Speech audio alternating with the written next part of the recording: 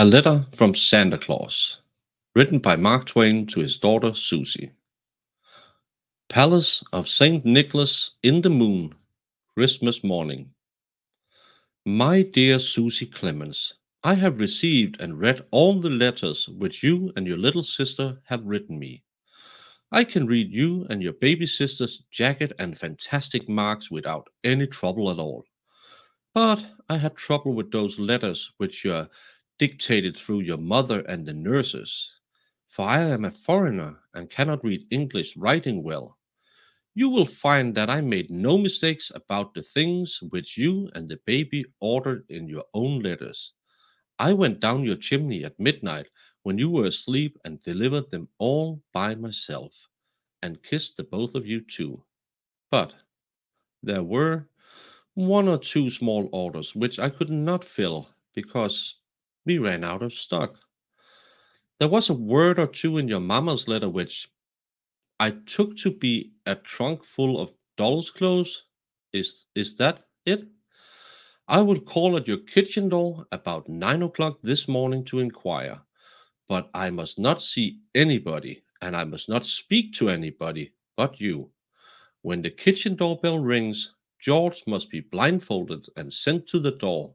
You must tell George he must walk on tiptoe and not speak, otherwise, he will die some day.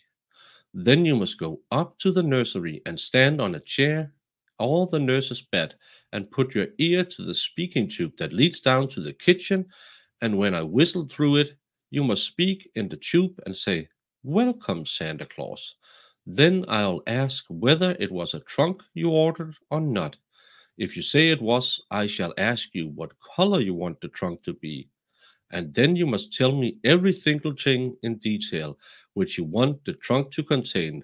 When I say goodbye and a Merry Christmas to my little Susie Clemens, you must say, "Goodbye, good old Santa Claus. I thank you very much." Then you must go down into the library and make George close all the doors that opens into the main hall, and everybody must keep still for a little while. I will go to the moon and get those things, and in a few minutes I will come down the chimney that belongs to the fireplace that's in the hall, if it's a trunk you want, because I couldn't get such a thing as a trunk down the nursery chimney, you know. If I should leave any snow in the hall, you must tell George to sweep it into the fireplace, for I haven't time to do such a thing. George must not use a broom but a rag, else he will die some day. If my boot should leave a stain on the marble, George must not holystone it away. Leave it there always in memory of my visit, and whenever you look at it or show it to anybody, you must let it remind you to be a good little girl. Whenever you are naughty and someone points to that mark which your good old Santa Claus boots made on the marble, what will you say, little sweetheart?